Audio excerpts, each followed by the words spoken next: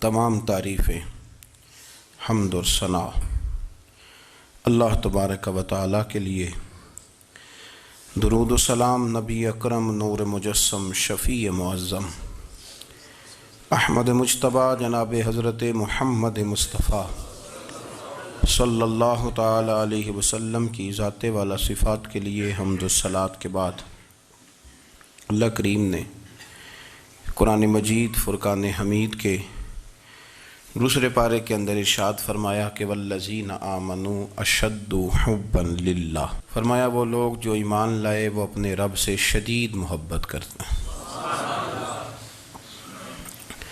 اپنے مالک سے، اپنے رازق سے، اپنے خالق سے ان کا محبت کا رشتہ ہے اور وہ شدید پیار کرتے ہیں۔ دوسری جانب نبی پاک صلی اللہ تعالیٰ علیہ وسلم نے فرمایا، بخاری مسلم میں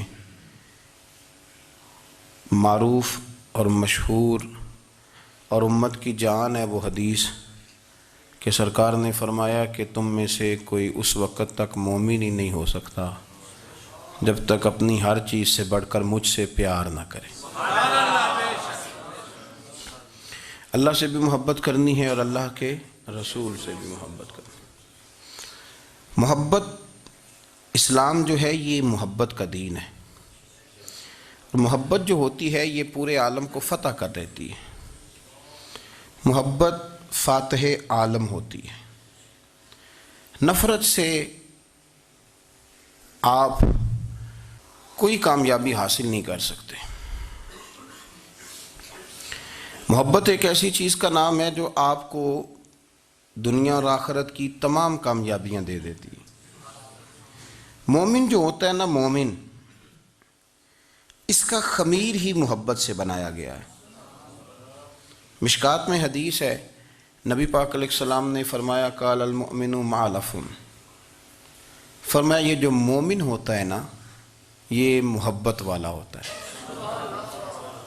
اور حضور فرمانے لگے اس بندے میں کوئی خیر ہی نہیں، اس میں کوئی بھلائی ہی نہیں جو نہ محبت کرے اور نہ اس سے محبت کی جائے۔ مومن محبت والا ہوتا ہے، الفت والا ہوتا ہے، پیار والا ہوتا ہے، پریم والا ہوتا ہے۔ وہ بندے میں بھلائی نہیں جو نہ پیار کرے اور نہ کوئی اس سے پیار کیا جائے۔ محبت کا فروغ حسن ہے دین کا۔ آپ دیکھیں نا، نبی پاک صلی اللہ علیہ وسلم نے صحابہ کے بارے میں فرمایا کہ میرے صحابہ سے اس لیے محبت کرو کہ یہ میرے صحابہ ہیں۔ اہل بیت نبوت کا معاملہ آیا تو نبی پاک صلی اللہ تعالیٰ علیہ وسلم نے اپنے اہل بیت نبوت کو چادر کے نیچے چھپا کے اور پھر ہاتھ اٹھا کے کہا، اے اللہ یہ میرے اہل بیت ہیں، میں ان سے محبت کرتا ہوں، تو بھی ان سے محبت فرمانا۔ آپ ذرا غور کریں کہ یہ محبت کہاں کہاں پہنچتی ہے، اللہ سے، اللہ کے رسول سے، حضور کے صحابہ سے، بات اہل بیت تک آئی تو کہا، اے اللہ میں ان سے محبت کرتا ہوں، تو بھی ان سے محبت فرما، اور میرے مالک جو جو ان سے محبت کرے تو ان سب سے بھی محبت فرما۔ فروغ محبت، اشاعت محبت، تبلیغ محبت بڑا ضروری کام ہے۔ لیکن ایک تو یہ تھی کہ دین کے معاملے میں محبتیں جو شرعی محبتیں کہلاتی ہیں، اور ایک ہیں ہماری طبعی محبتیں۔ حضور صلی اللہ علیہ وسلم نے ہمیں حکم دیا ہے، فرمایا اپنی بیوی سے بغض نہ رکھنا۔ اس کا معنی یہ ہوا کہ کچھ لوگ ایسے ہیں جو بیوی کا بغض بھی پال لیتے ہیں۔ مقابلہ ہو رہا ہوتا ہے میاں بیوی کا، بحث ہو رہی ہوتی ہے، ایک دوسرے کے خلاف دلائل جمع ہو رہے ہوتے ہیں، ایک جنگ مچی ہوتی ہے۔ فرمایا اس سے بغض نہ رکھنا۔ کوئی عادت نہ پسند ہو تو وہ عادت دیکھ لینا جو تمہیں پسند ہے، عداوت نہ پیدا کرنا۔ ہاں دین اظہار بیزاری کا حکم دیتا ہے، پر ان کے ساتھ جو رب رسول کے دشمن ہیں۔ باقی فروغ محبت میں اپنا کردار ادا کرو۔ دیکھیں نا، حضور صلی اللہ علیہ وسلم نے فرمایا جس نے محبت کے ساتھ ماں باپ کا چہرہ دیکھا اللہ اسے کامل حج کا ثواب عطا کرے گا۔ لیکن حدیث میں جو حضور نے شرط لگائی اس شرط کا خیال رکھنا ہے۔ کس طرح چہرہ دیکھنا ہے؟ فرمایا ماں باپ کا چہرہ دیکھو کس طرح۔ اچھا، یہ حدیث بتاتی ہے کہ کچھ لوگ ایسے ہیں جو چہرہ دیکھتے ہیں پر محبت سے نہیں دیکھتے۔ ابا جی کی کچھ باتیں کڑوی بھی لگتی ہیں نا، تو کئی دفعہ کچھ بچے چہرہ دیکھتے ہیں پر محبت سے نہیں دیکھتے، تو حضور نے فرمایا تو محبت سے چہرہ دیکھ، تیرے رسول کا وعدہ ہے رب مقبول حج کا ثواب دے گا۔ صحابی عرض کرنے لگے یا رسول اللہ صلی اللہ علیہ وسلم اگر میں 2 دفعہ دیکھوں؟ تو حضور نے فرمایا 2 حج کا ثواب۔ اس نے کہا حضور میں دن میں 3 دفعہ دیکھوں؟ تو فرمایا 3 حج کا ثواب۔ اس نے چوتھی بار کی بات کی تو حضرت ابو ہریرہ فرماتے ہیں حضور نے فرمایا تو جو پوچھتا رہے گا اور میں بتاتا رہوں گا تو بات ختم نہ کریں۔ حضور حکم کریں، فرمایا تو 100 دفعہ دیکھ، اللہ 100 حج کا ثواب عطا کرے۔ بات کو ختم کرتے ہیں۔ تو جتنی دفعہ دیکھ اللہ تجھے اتنے حج کا، شرط یہ ہے کہ ذرا پیار سے دیکھ، ذرا محبت سے دیکھ۔ نفسیات کا ڈاکٹر بوڑھوں کو نیند کی دوائی کیوں دیتا ہے؟ وہ اس لیے دیتا ہے کہ ان کے بچے انہیں وقت نہیں دیتے۔ بچے کو بہلایا جا سکتا ہے، بوڑھے کو بہلایا نہیں جا سکتا، اس لیے کہ جو بوڑھا ہوتا ہے نا اس کے پیچھے پوری ایک داستان زندگی ہوتی ہے، تاریخ ہوتی ہے، وہ کبھی کسی چیز کا مالک رہا ہے، سربراہ رہا ہے۔ اولڈ ہاؤس پاکستان میں تیزی سے اس لیے بن رہے ہیں کہ بچوں کی جو خاص الفت تھی نا ماں باپ سے وہ رہی نہیں، ورنہ اگر ایک والد 6 بچوں کا خیال رکھ سکتا تھا تو 6 بچے مل کے ایک باپ کو بھی تو سنبھال سکتے تھے نا، ماں کا بھی خیال کر سکتے تھے نا۔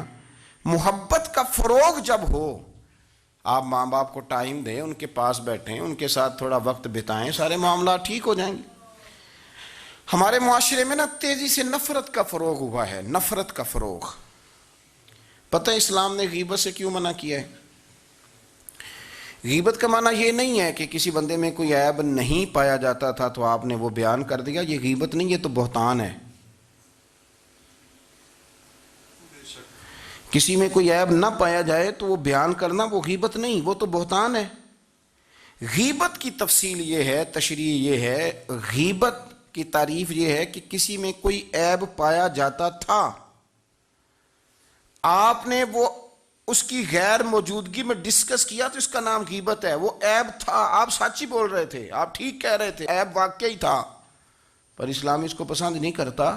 اسلام کہتا ہے کہ اگر تو سمجھتا تھا یہ عیب ہے تو جا کے اس کی تبلیغ کر، اس کو بتا، اس کو کہہ میاں یہ غلطی چھوڑ دے، تو نے ڈسکس کیوں کیا؟ آپ کسی شخص کے پاس بیٹھیں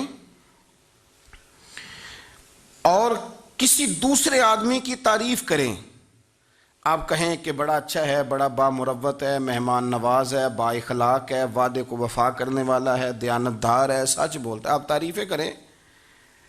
آپ کسی کے سامنے تعریف کریں گے نا تو بندہ کہے گا یار کسی دن ملاقات تو کرا، اور جب وہ ملے گا تو اس کی آنکھوں کے اندر ایک خاص کشش ہوگی، پیار ہوگا، ملنے کو جی چاہے گا، ایک خاص راحت ہوگی۔ یہ کب ہوگا؟ جب آپ نے کسی کی تعریف کر دی۔ لیکن اگر آپ کسی کی غیبت کریں گے، کسی کے بارے میں کہیں گے بڑا غلط ہے جی، لوٹ لیتا ہے جی، چور ہے جی، فاسق ہے جی، تو بندہ اگر کبھی مل بھی گیا تو اس سے سلام لینے کو دل۔ ہم نے پتہ کیا کیا ہے؟ تیزی کے ساتھ فروغ پایا ہے ہمارے ہاں نفرت کا ماحول، تیزی کے ساتھ فروغ پایا ہے ہم نے نا، تیزی سے۔ آپ کھول لیں، کوئی یوٹیوب کھول لیں، کوئی ایسا چینل کھول لیں، بس لڑائی ہے، فلانا فلانے سے لڑ رہا ہے، فلانا۔ مذہبی لوگوں کی میں منت کرتا ہوں کہ خدا را دین کو اس طرح کا ماحول تو نہ آپ دیں کہ لوگ کہیں کہ ان میں کوئی شے ہے ہی نہیں، فلانا فلانے کا جواب دے رہا ہے، فلانا فلانے کا، اور بازاری زبان استعمال کی جا رہی ہے۔ اور ٹھیک ہے، مسلمات جو طے تھے لوگوں نے تو ان کو بھی چھیڑنا شروع کر دیا، اور تضحیق کی جاتی ہے، لفظ اس طرح کے اختیار کیے جاتے ہیں جو ویسے ہی وزادار آدمی بولنا پسند نہیں کرتے۔ کیا آپ اپنی شکل دکھا رہے ہیں کفر کو کہ یہاں نفرت ہی نفرت ہے، اور وہ باتیں جن کو بالکل چھیڑنا نہیں چاہیے تھا ان پر بھی آپ کلام کرتے ہیں۔ آپ نے کوئی چیز نہیں چھوڑی، اس پر آپ نے بحث نہ کی ہو، الجھایا نہ ہو، میلہ لگا دیا، اللہ جانے کوئی کیا بول رہا ہے۔ دعوت دین کون دے گا؟ پیغام حق کون سنائے گا؟ فلانا فلانے کا جواب دے رہا ہے، اور پھر وہ دوسرے کا جواب دے رہا ہے، تیسرا تیسرے پہ تبصرہ کر رہا ہے، چوتھا پانچویں پہ تبصرہ کر رہا ہے۔ یہ کب تک بات ایسے چلے گی؟ یہی حال سیاسی لوگوں کا ہے۔ میرے ملک کا جو نوجوان اب بڑا ہو رہا ہے نا، میں بڑی ذمہ داری سے بتا رہا ہوں، وہ جیسے ہی بڑا ہوتا ہے تو وہ سمجھتا ہے میں ڈاکوؤں کے ملک میں پیدا ہوا ہوں۔ وہ سمجھتا ہے یہ شاید چوروں کی دھرتی ہے، وہ سمجھتا ہے شاید یہاں سب دھوکے باز ہیں۔ ہم اس طرح سے نچوڑ کے لوگوں کے دلوں میں نفرت بھری ہے، نچوڑ کے، کہ لوگ سمجھنے لگے ہیں اس ملک میں تو کوئی بندہ دیانتدار ہے ہی نہیں، کوئی بندہ اچھا ہے ہی نہیں، کوئی بندہ نیک ہے ہی نہیں۔ مذاق اڑاتے ایک صاحب میرے پاس آئے ہوئے تھے، کہنے لگے پیر صاحب 11 سال ہو گئے پولیس کی نوکری کرتا ہوں، 1 روپیہ رشوت نہیں لی۔ وہ چلا گیا، میں نے اسے تھپکی دی تو وہ نکلا ہے، تو ایک بندہ کہنے لگا سب انہیں جو ہوتے نہیں نہ سکتا۔ میں نے کہا یار تو منشی ہے اللہ کی رحمت کا، یہ میرے رسول اللہ کا دین ہے اور قیامت تک لوگ اس پر عمل کریں گے۔ اس نے 11 سال کا ہے، وہ 40 سال بھی کہتا تو میں ماننے کو تیار ہوں۔ کیوں کچھی باتیں کرتے ہیں؟ آپ نے تو تباہی کر دی، کوئی بندہ ٹھیک نہیں بچا۔ ایسے میلہ لگا ہوا ہے، اس دھرتی کو آپ برا کہتے ہیں، اس کو چوروں کی اور ڈکیت کی اور فراڈ لوگوں کی آپ دھرتی کہتے ہیں؟ یہ وہ دھرتی ہے جس نے داتا گنج بخش علی حجویری جیسے لوگ رکھے ہوئے ہیں، یہ وہ دھرتی ہے جہاں بابا فرید جیسے لوگ بستے ہیں۔ کیا بات کرتے ہیں صاحب، یہ اتنے بزرگ ترین لوگ یہاں بستے ہیں اور آپ کیا بات کرتے ہیں؟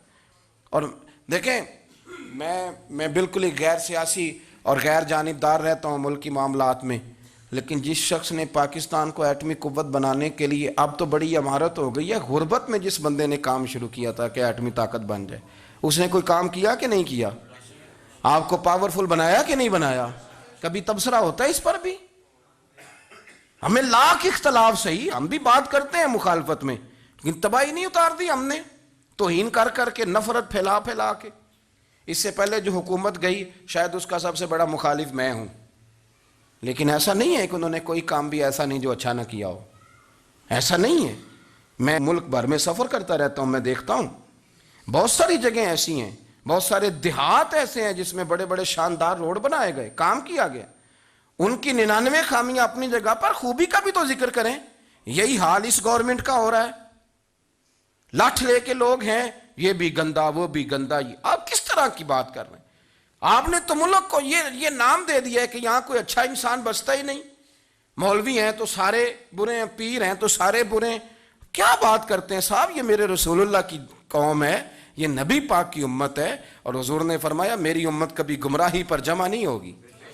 یہ نہیں ہو سکتا سارے لوگ ہی غلط ہو جائیں، لیکن ہم نے تباہی اتار دی۔ جس کے ہاتھ میں سپیکر آتا ہے وہ سب کی پگڑیاں اچھالنا ضروری سمجھتا ہے، جس کے ہاتھ میں قلم آتا ہے وہ کہتا ہے چونکہ میں لکھ رہا ہوں تو میں اکیلا ٹھیک ہوں، باقی سارے غلط ہیں۔ محبت کو فروغ دیں، پیار کریں، اخوت کا رنگ دیکھیں۔ حاتم طائی کی بیٹی مجرم بن کے آئی تھی، مجرم بن کے، کلمہ نہیں پڑھتی تھی، اور اس کو سامنے کھڑے کر کے میرے نبی پاک نے فرمایا تیرا باپ کلمہ نہیں پڑھتا تھا پر اس میں عادتیں اچھی پائی جاتی تھیں، اس کی صفات ٹھیک تھیں۔ یعنی حضور تعریف کر رہے ہیں، نبی پاک تعریف، اور ہماری زبان گونگ ہو جاتی ہے تعریف کی دفعہ۔ ہم تو جو میری بات مان گیا وہ بندہ ٹھیک ہے، اور جس نے میری بات نہیں مانی وہ بندہ درست ہے، یہ گونگ ہو جاتا ہے ہمارا مزاج۔ اپنی زندگی میں اچھے الفاظ ادا کریں، اولیاء اللہ کے بارے میں، ان لوگوں کے بارے میں جو مسلمہ بزرگ ہیں، ہمارے امت کے مسلمہ بزرگ ہیں، ان کے بارے میں ہم ایسی کمزور باتیں کرتے ہیں جن کا سرے سے کوئی وجود نہیں، سرے سے کوئی داستان نہیں ان لوگوں کی۔ تو یاد رکھے میرے عزیز، میرے رسول کریم صلی اللہ تعالی علیہ وآلہ وسلم نے جو ہمیں دین دیا وہ محبت والا دین ہے، وہ پیار والا دین ہے، وہ اخوت والا دین ہے۔ اس میں پیار کریں گے، پیار آگے لے کے جائیں گے، پیار کو فروغ دیں گے۔ سنیں حدیث میرے نبی پاک علیہ السلام نے فرمایا قیامت کے دن رب کریم فرمائے گا کہاں ہیں وہ لوگ؟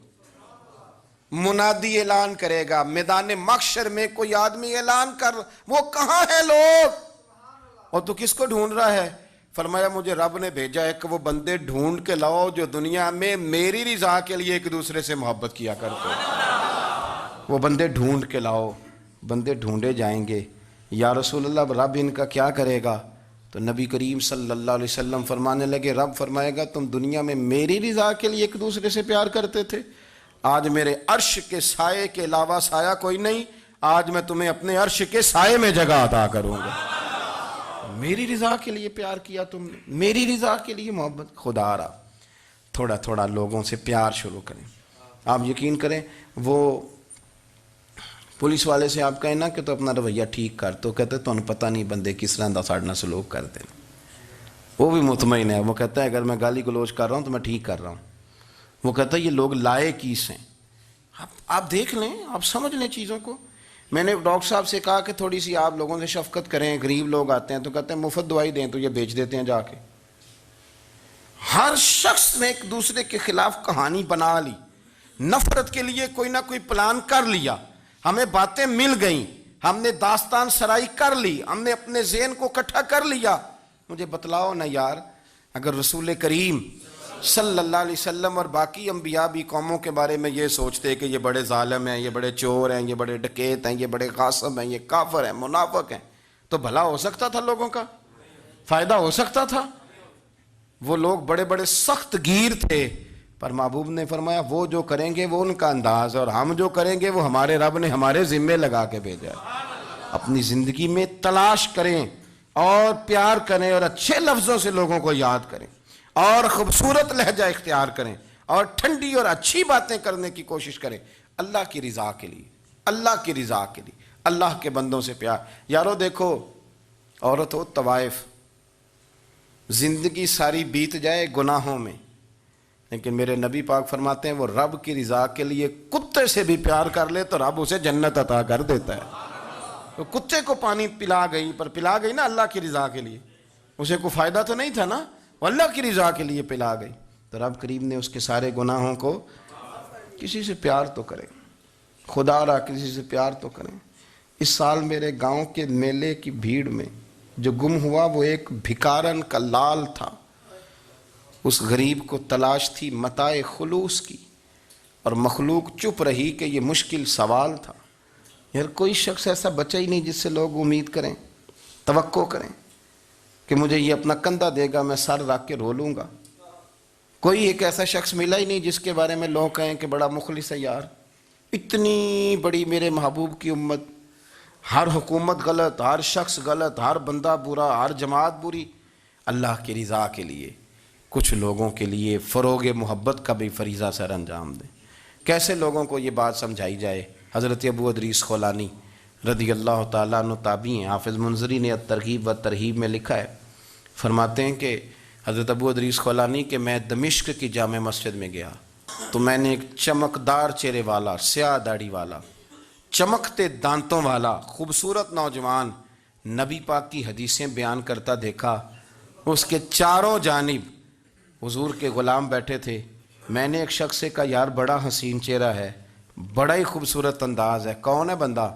انہوں نے کہا آپ نہیں جانتے, یہ صحابی رسول حضرت معاذ ابن جبل ہے رضی اللہ تعالی عنہ. حضرت معاذ ابن جبل کا انتقال بھی کوئی 40 سال کی عمر سے پہلے ہو گیا تھا, لیکن ان پر حضور کا اعتماد اتنا تھا کہ حضور نے اپنی حیات ظاہرہ میں گورنر بنایا انہیں صوبے. چمکدار دانت, حدیثیں بیان کر رہے ہیں. حضرت ابو ادریس خولانی رضی اللہ تعالیٰ عنہ کہتے ہیں رش بڑا تھا. میرے دل میں خواہش ہوئی کہ آج تو لوگ زیادہ ہیں, کل آؤں گا, ملاقات کروں گا. کہتے ہیں اگلے دن میں اپنی طرف سے سب سے پہلے گیا, پر حضرت معاذ ابن جبل تو مجھ سے پہلے مسجد میں موجود تھے اور وہ نفل پڑھ رہے تھے, اللہ اللہ کر رہے تھے. تو میں نے ان کے ساتھ سلام لی. فرمانے لگے کیسے آئے ہو؟ تو میں نے کہا حضور کل آپ کو دیکھا ہے, آپ کی باتیں سنی ہیں, تو گویا آپ کا تو چہرہ ساری رات میری آنکھوں کے سامنے رہا, تو میں تو سویرے زیارت کی غرض سے حاضر ہوا ہوں. اللہ کی رضا کے لیے مجھے آپ اچھے لگیں, اللہ کی رضا کے لیے. کوئی بندہ ایسا بھی تو ہو نا, کوئی غریب, کوئی مسکین, کوئی عالم, کوئی صوفی, کوئی درویش, کوئی ذاتی تعلق نہ ہو, تعلق کیا ہو؟ اللہ کی رضا. آپ مجھے اچھے لگیں. حضرت سیدنا معاذ ابن جبل فرمانے لگے واقعی ایسا ہی ہے؟ حضرت کی حضور بالکل ایسا ہی ہے. تو فرماتے میں نے چادر لی ہوئی تھی, حضرت معاذ ابن جبل نے میری چادر کو پکڑ کے کھینچا, فرمایا پکی بات کر یار. میں نے کہا حضور پکی کر رہا ہوں. تو فرمانے لگے سن, پھر میں نے نبی کریم سے سنا ہے, رسول کریم علیہ السلام نے فرمایا جو دو بندے رب کی رضا کے لیے پیار کرتے آپس میں, اللہ ان دونوں سے محبت فرماتا ہے. سن پھر اس کو یاد رکھنا, اللہ ان دونوں سے محبت کرتا ہے. حضرت ابو ادریس خولانی سے کوئی پوچھتا تھا نا کہ دنیا میں جانا ہے تو سرمایہ کیا ہے, تو فرماتے تھے یہ جو میں نے چادر لی ہوئی ہے نا, اس چادر کے اندر میرا وجود ہے, اور وجود کے اندر میرا دل ہے, اور دل کے اندر میں نے حضرت معاذ ابن جبل کو رکھا ہوا ہے. میں نے وہاں ان کا ٹھکانہ بنایا ہوا ہے، وہاں ان کا ٹھکانہ ہے۔ یہ دور ہی نکتہ چی ہے، کہیں چھپ کے بیٹھ جا، اور جس دل میں تو مکی ہے وہیں چھپ کے بیٹھ جا۔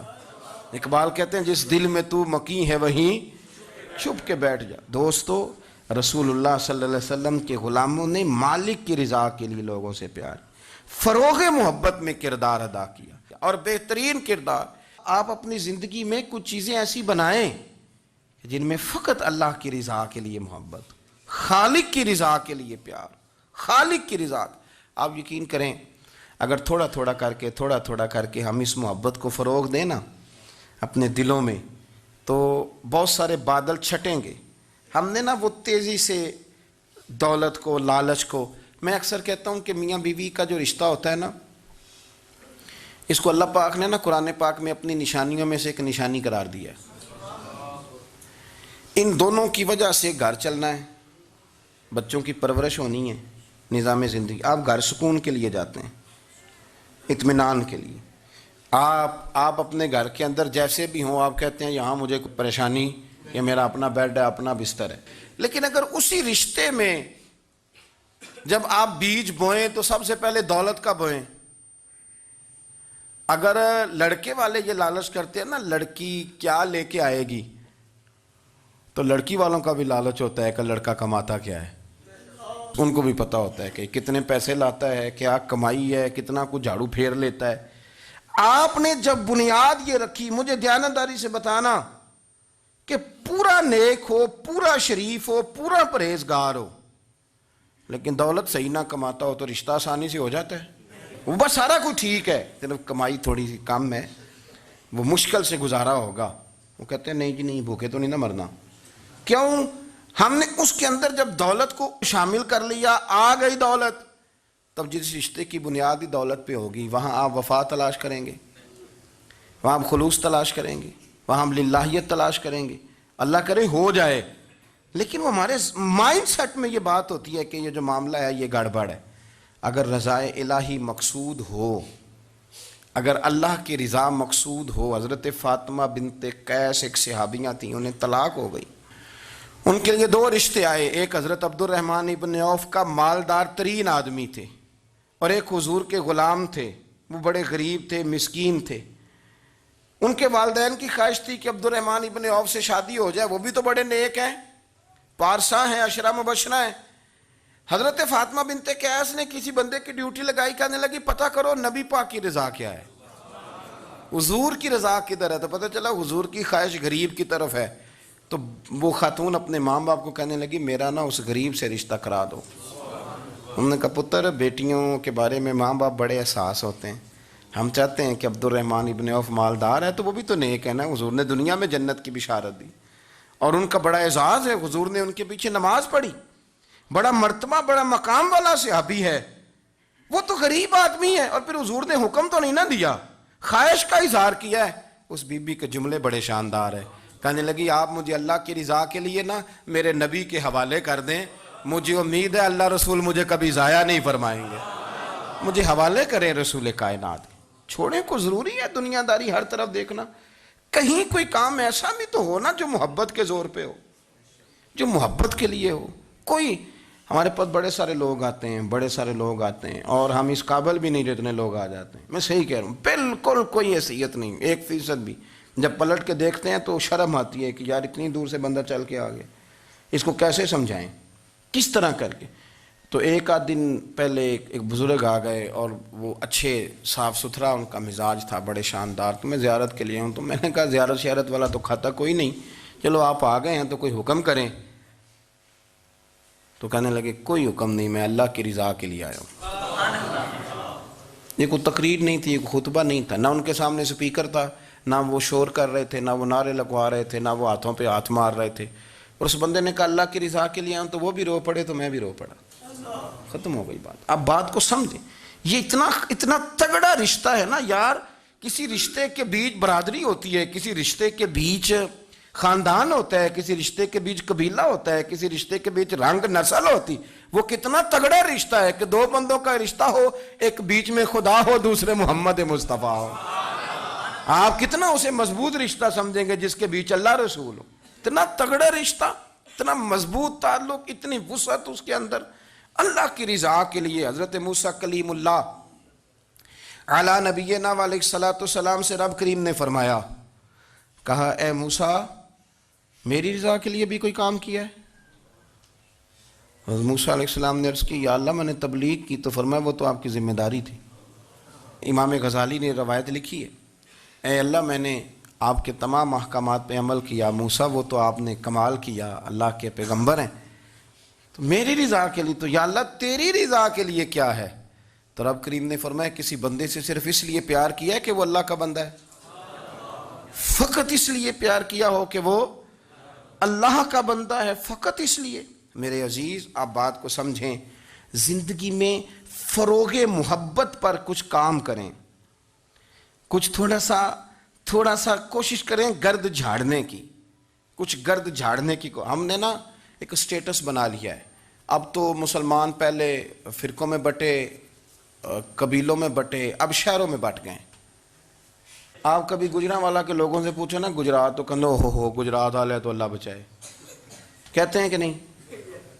گجرات کے لوگوں سے پوچھے گجرانوالا تو کہتے ہوتے کھاندے ہی بڑا نے، کس کی بات کر رہے ہیں؟ تو گجرانوالا والوں سے پوچھیں لاہور والے، کہتے توبہ لاہوریا جی۔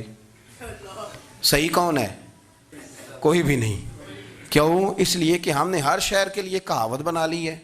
میں صحیح کہہ رہا ہوں، ہر قبیلے کے لیے کوئی نہ کوئی، یہ ہم نے ظلم کیا اپنی جان، یہ ہم نے زیادتی کی، کہانیاں بن گئی، کہاوتیں بن گئی، شہروں کے لیے، علاقوں کے لیے، قبیلوں کے لیے۔ مقصود کیا تھا؟ کسی طریقے سے نفرت پروان چڑھے۔ کھانا ہے نا، کھانا تو آپ جو کھانا کھاتے ہیں وہ اپنے ذائقے کے مطابق کھاتے ہیں۔ سندھ کے لوگ جو کھانا کھاتے ہیں وہ اپنے، آپ کا کوئی حق نہیں آپ ان کے کھانے پر تنقید کریں، اس لیے کہ ان کا ذائقہ وہ ہے، اور ان کا بھی کوئی حق نہیں وہ آپ کے کھانے پر تنقید کریں، اس لیے کہ آپ کا ذائقہ۔ لیکن طنز کرتے ہیں، جو بات سمجھانا چاہتا ہوں وہ یہ ہے کہ ہم طنز کرتے ہیں، تنقید کرتے ہیں، تضحیک آمیز لہجہ ہمارا ہوتا ہے، اس لہجے کے اندر کمزوری ہوتی ہے، اس کے اندر اس طرح کی بناوٹ ہوتی ہے کہ محسوس ہوتا ہے کہ ہم سامنے والے کو بڑا نفرت کی نظر سے دیکھتے ہیں۔ یہ رویہ کبھی اختیار نہ کریں، اپنی زندگی میں کوشش کریں خلوص کے ساتھ، للہیت کے ساتھ۔ میرے نبی پاک علیہ وسلم نے صحابہ سے پوچھا تھا بتاؤ دین کی مضبوط گرہ کون سی ہے، مضبوط گرہ دین کی؟ تو ایک صحابی نے کہا یا رسول اللہ نماز، پانچوں وقت مسلمان جمع ہوتے ہیں، ایک دوسرے کا حال احوال پوچھتے ہیں، تو اس گرہ میں مسلمان بندے رہتے ہیں۔ حضور نے فرمایا تم نے بات ٹھیک کی پر میری مراد کو نہیں پہنچے۔ ایک صحابی نے عرض کی یا رسول اللہ صلی اللہ علیہ وسلم زکوٰۃ، امیر غریب کو زکوٰۃ دیتا ہے تو دونوں کا رشتہ مضبوط ہو جاتا ہے، تو یہ بہت بڑی گرہ ہے۔ تو حضور نے فرمایا بات تمہاری ٹھیک ہے پر تم میری مراد کو نہیں پہنچے۔ تو تیسرے نے عرض کی حضور حج، مختلف رنگوں کے، قبیلوں کے، نسلوں کے، علاقوں کے لوگ آتے ہیں، ایک ہی لباس پہنتے ہیں، ایک ہی بولی بولتے ہیں، لبیک اللہم لبیک، تو یہ بہت بڑی مضبوط گرہ ہے۔ تو نبی پاک صلی اللہ علیہ وسلم نے فرمایا بات تمہاری ٹھیک ہے پر تم میری مراد کو نہیں پہنچے۔ تو صحابہ نے عرض کی حضور پھر آپ ہی بتا دیں کہ اسلام کی مضبوط گرہ کون سی ہے جس میں مسلمان جڑ جائیں گے؟ تو نبی پاک نے فرمایا مضبوط گرہ محبت ہے، اللہ کی رضا کے لیے پیار کرو، لوگوں سے پیار کرو۔ کوئی بندہ پھر تمہیں تلخ بھی ملے گا نا، تو تم چونکہ اس کے لیے نہیں کر رہے، اللہ کے لیے کر رہے ہو، تو پھر تمہارے لیے سہنا بھی آسان ہو جائے گا، دیکھنا اور پرکھنا بھی آسان ہو جائے گا۔ رضائے الہی کی خاطر لوگوں کا پیار، بخاری مسلم میں ہے، نبی پاک علیہ السلام نے فرمایا ایک شخص اپنی بستی سے چلا لمبے سفر پہ دوسری بستی جانے کے لیے، تو رستے میں فرشتہ ملا انسانی شکل میں۔ اس نے پوچھا کہاں جا رہے ہو؟ اس نے کہا اپنے بھائی سے ملنے جا رہا ہوں۔ فرشتہ پوچھنے لگا اس کا کوئی احسان ہے تمہارے اوپر، کوئی لین دین ہے؟ اس نے کہا نہیں۔ تو کہا پھر کیوں اتنا لمبا سفر کر رہے ہو؟ تو کہنے لگے یار میں اللہ کی رضا کے لیے اس سے پیار کرتا ہوں، اللہ کی رضا کے لیے، تو اس لیے جا رہا ہوں۔ تو سنیں یہ بخاری مسلم کے لفظ ہیں، حضور فرماتے ہیں وہ فرشتہ کہنے لگا سن پھر میں انسان نہیں، میں فرشتہ ہوں، اور مجھے رب کریم نے بھیجا ہے یہ کہنے کے لیے کہ اگر تم دونوں اللہ کی رضا کے لیے ایک دوسرے سے پیار کرتے ہو تو اللہ تم دونوں سے پیار فرماتا ہے۔ اب یہ محبت فروغ کیسے پائے گی؟ اس کے لیے ایک تو یہ کہ اپنے دل کو تھوڑا سا سمجھائیں. آپ ارادہ کر لیتے ہیں نا، جب ذہن بنا لیتے ہیں کہ میں نے کوئی خدمت کرنی ہے، ذہن بن گیا، تو پھر اس کے لیے 2-3 لاکھ روپے 4 لاکھ روپے لگانے کی ضرورت نہیں ہوتی. پھر بندہ سٹاپ پہ کھڑے ہوئے کسی بابا جی کو پوچھتا ہے کہاں جانا ہے، تو کہتے ہیں میں نے ذرا یہاں قریب ہی جانا ہے، رکشہ تلاش کر رہا ہوں. تو آپ کا ذہن بن گیا نا خدمت کرنے کا. تو موٹر سائیکل پہ بٹھایا تو گھر چھوڑا ہے، واپس آئے تو دل بڑا ٹھنڈا تھا. لیکن آپ یہ بھی کہہ سکتے تھے کہ بابا جی بچے کیا کرتے ہیں سعودی عرب میں، تو یہ 200 روپیہ رکشے کو دیں، گھر چھوڑ آتا ہے. بچے اتنا کماتے کس لیے؟ دونوں باتوں میں فرق ہے. میری بات کی سمجھ آ رہی؟ آپ اللہ کی رضا جب اپنا لیتے ہیں تو پھر کوئی کہانی جنم نہیں لیتی. لیکن جب یہ رنگ نہیں ہوتا، پھر کہانیاں ہیں، پھر داستانیں ہیں، پھر بڑی بڑی باتیں، پھر بڑے بڑے لمبے لوگوں کے پاس پلاننگ ہے. اس طرح نہ کریں. پیار تقسیم. اور ایک تو یہ کہ خود اپنے دل میں اچھی سوچیں رکھیں. دوسرا یہ کہ لوگوں کو بھی کہیں. جب آپ کے سامنے لوگ بات کر رہے ہوتے ہیں نا، میرے سامنے ایک صاحب نے کہا کہ وہ ہمارے جو محلے کی مسجد ہے نا، اس کا خزانچی مولوی صاحب کے ساتھ مل کے 40 لاکھ روپیہ کھا گیا. میں نے اسے کہا یار بڑی پکی فگر یاد ہے تجھے، پورے 40 لاکھ ہی کھا گیا اور طے ہے. تو میں نے کہا کوئی اس کی دلیل؟ کہنے لگا جی وہ بڑے پیسے کھائے ہیں، سب کو پتہ ہے. میں نے کہا سب کو پتہ ہونا کام نہیں، اس پر باقاعدہ شرعی گواہ ہونے چاہیے. کہہ دیتے ہیں نا ہم. میں نے اسے کہا کہ چلو چھوڑو ساری باتیں، تم نے کتنے دیے تھے؟ کہنے لگا میں نے تو کوئی نہیں دیا. تو میں نے کہا اگر تو نے کو دیا تو چل میرے ساتھ، میں تیرے تو واپس کراؤں، اور اگر تم نے نہیں دیا تو پھر اللہ سے ڈر. اس لیے کہ بہتان بڑا سخت جرم ہے، صبح قیامت اس کا بڑا سخت حساب دینا پڑے. اللہ سے ڈر. یہی حال ہماری اخباریں کرتے ہیں، جس کے اوپر مرضی جو مرضی ڈال دیا. کون سا کسی نے پوچھنا ہے؟ صحیح کہہ رہا ہوں میں؟ جو مرضی. اور اب سوشل میڈیا جب سے آیا ہے، پھر تو کسی خبر کی کسی تصدیق کی کوئی ضرورت، اور نہ پوچھنے والا پوچھتا ہے کہ یہ خبر کہاں سے آئی. بہت سارے لوگوں کے مرنے کی خبریں چھپ جاتی ہیں اور وہ وضاحت کر رہے ہوتے ہیں نہیں جی میں بالکل موجود ہوں، میں بالکل زندہ ہوں، کوئی ایسا مسئلہ نہیں ہے. تو اچھا اس طرح جب کوئی بندہ کر رہا ہو تو پھر آپ کیا کریں؟ پھر اس کو سمجھائیں. میں نے بھی اس دوست سے گزارش کی، میں نے کہا آپ غلط ٹریک پہ چڑھے ہوئے ہیں، یہ طریقہ درست نہیں ہے. اگر آپ کے پاس پروف ثبوت ہے تو پھر بھی مجھے بتانے کی ضرورت نہیں تھی. آپ وہ پروف ثبوت لے جاتے اور خزانچی اور امام صاحب سے ملتے، کہتے یہ 40 لاکھ روپیہ کدھر ہے؟ آپ کے پاس پیسے تھے، وہ مسجد کے ہیں، اس کو آپ لائیں، فلاں جگہ استعمال کیے ہیں کہ نہیں. ان کے پاس جاتے دائیں بائیں کہانیاں چھیڑنا تو آپ اپنے لیے گناہ اکٹھا کر رہے ہیں. نبی پاک صلی اللہ علیہ وسلم کی حدیث سن لیں اور اس کو ہمیشہ یاد رکھنا ہے. آپ حضور نے فرمایا اگر تو نے کسی شخص کی ایسی جگہ توہین کی جہاں اس کی عزت بنی ہوئی تھی، تو نے کسی کو ایسی جگہ رسوا کر دیا جہاں اس کی عزت، کسی نے آپ کے سامنے آ کے کسی آدمی کی تعریف کی تو نہیں تمہیں نہیں پتا میں بتاتا ہوں. حضور فرمانے لگے اگر تم نے کسی شخص کی ایسی جگہ توہین کی جہاں اس کی عزت بنی ہوئی تھی تو رب بھی تمہیں اس جگہ رسوا کرے گا جہاں تمہاری عزت بنی ہوئی ہو. اللہ کی رضا کے لیے ایک تو خود پیار کریں، دوسرا لوگوں کو بھی سمجھائیں، قائل کریں کہ یار یہ انداز درست نہیں ہے، تجھے تحقیق نہیں پوری بات کی، تو تحقیق کر. دعا کرتا ہوں اللہ میرے ملک کو، میرے وطن کو، امت مسلمہ کو محبت، پیار اور خلوص کی توفیق عطا فرما. آخر دعوانا الحمد.